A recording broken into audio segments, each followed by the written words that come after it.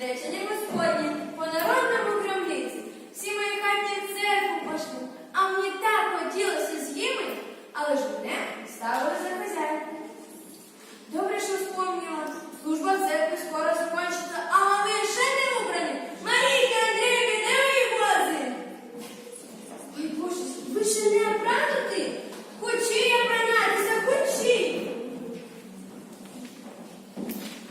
Ну що ж, у рідній хаті, значить, тепер будемо у церкву поховали, значить, треба за хату посвячувати. Марійка, Андрійко, Надійко, де ви? Зараз будемо читати. Де мама?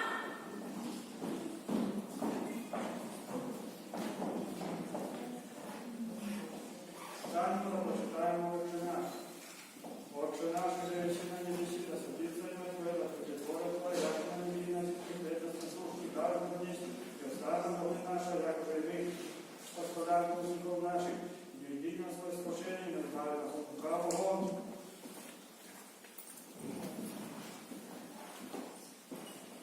Зараз ті діти зачитися за співом, а ми почнемо послухати. Благослови Боже нашу хату, отведи от всілякі переляки, отведи Боже нашого поля, животи великі, засухом, даймо Боже, відповідати.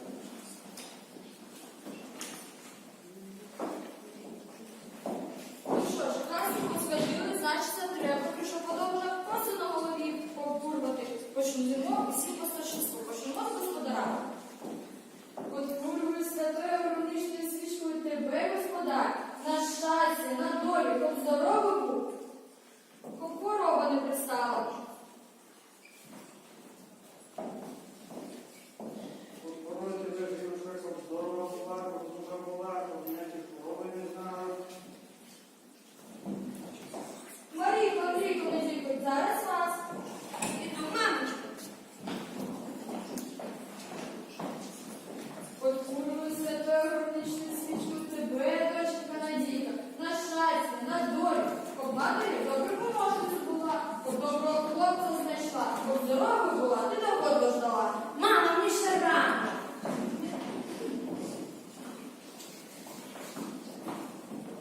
Подпурвуй святою громничною свічкою тебе, доченька Марійка, на щастя, на долю, щоб справна була, щоб всюди скувала, щоб здорова була, ти довго дождала.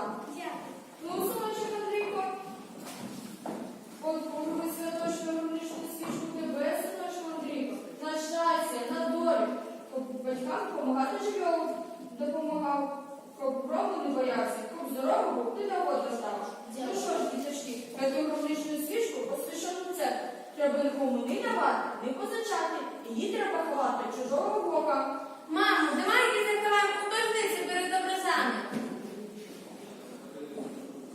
Давай сховаємо. Так, її треба ховати під образами, але вона може понадобиться, тому її оставлю на столі. Андрійко, ну-ка подивись у окно, чи нап'ється півень тепер водиці? Ні, мамо, півень до нього не нап'ється води. Бач, які марази. Коли півень на громниці нап'ється водиці, то на юр'ях волнаїться, травиться. А ще мені бабуля казала, коли вельми тепла і сонячна погода, літом будуть великі грімоти. А ще кажуть, коли підляши сестри злісають на громниці, то буде добрий урожай льону. Льон буде добрий, високий. До громниці не скидай рукавиці, а коли пройшли громниці, то й не треба рукавиці. На громниці корми корей, хлібом і осом. Зимою літом будеш з яйцом. На громниці повзимиці, а хліба половиці. Не переживай, що хліба хватить досить. Добрий день вам у хату. Чи можемо вийти на вулицю весну кликати? На громниці, кажуть, зустрічається весна з зимою. На громниці повзимиці. Ну що ж, треба весну закликати. Треба.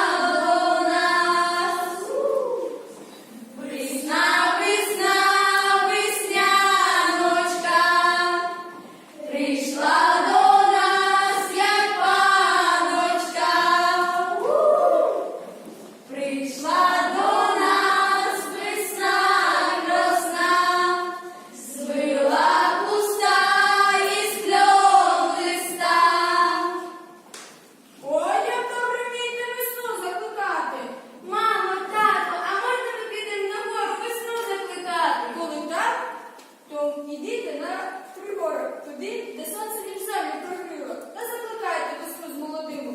Весну закликайте, зимку управляйте, а нам же треба хливи покурвати. А ви не смійтеся, громнична свічка оберіг чоловіка і його житла. Її запалюють на самі головні і важні часи нашого життя, від народжень до поховання. І так само беруть з собою, коли йдуть свататися, або голубавку повитуха приймала новонародженого. А мій батько тройче виходив з войску живьову, як перший раз зганяли на паршу. І свічкою запалював на засілки, щоб добре пішло, росло і плодоносило. Як я був малий, то злякався. То з пламені свічки мама подкурувала, а перелякав. А моя мати без гробничної свічки не розпочинала жати.